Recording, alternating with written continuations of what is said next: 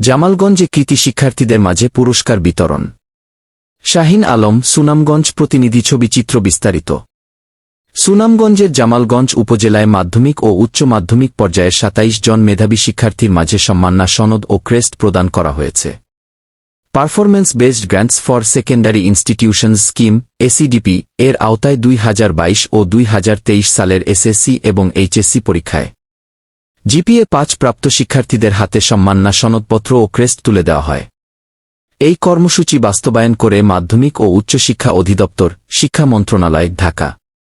মঙ্গলবার ২৯ জুলাই দুপুরে জামালগঞ্জ বালিকা উচ্চ বিদ্যালয়ের হলরুমে উপজেলা মাধ্যমিক শিক্ষা অফিস এবং জেলা শিক্ষা অফিস, সুনামগঞ্জের যৌথ আয়োজনে এ সম্মাননা প্রদান অনুষ্ঠান অনুষ্ঠিত হয়।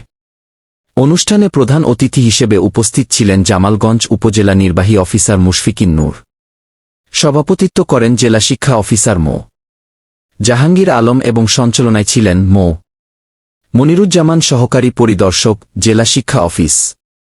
বিশেষ অতিথি হিসেবে উপস্থিত ছিলেন রবিউল ইসলাম, সহকারী প্রোগ্রামার, ইউআইটিআরসি ব্যানবেইস, মো. আব্দুল মুকিত, উপজেলা মাধ্যমিক একাডেমিক সুপারভাইজার।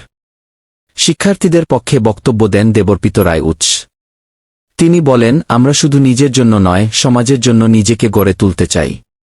শিক্ষা যেন শুধু ডিগ্রির মধ্যে সীমাবদ্ধ না থেকে সমাজ পরিবর্তনের হাতিয়ার হয়ে উঠুক।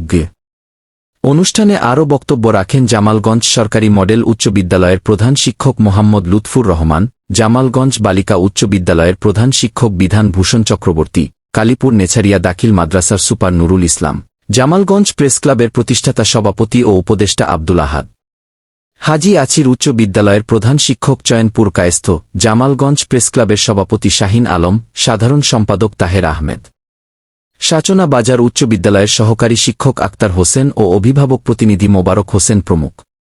অনুষ্ঠানের শুরুতে পবিত্র কুরআন তিলাওয়াত করেন শহীদুল্লাহ এবং গীতা পাঠ করেন সঞ্জীব কর। বক্তারা বলেন, এই সম্মাননা অনুষ্ঠান শুধু শিক্ষার্থীদের স্বীকৃতি প্রদানের মধ্যেই সীমাবদ্ধ নয়, এটি শিক্ষা ও মানবিক।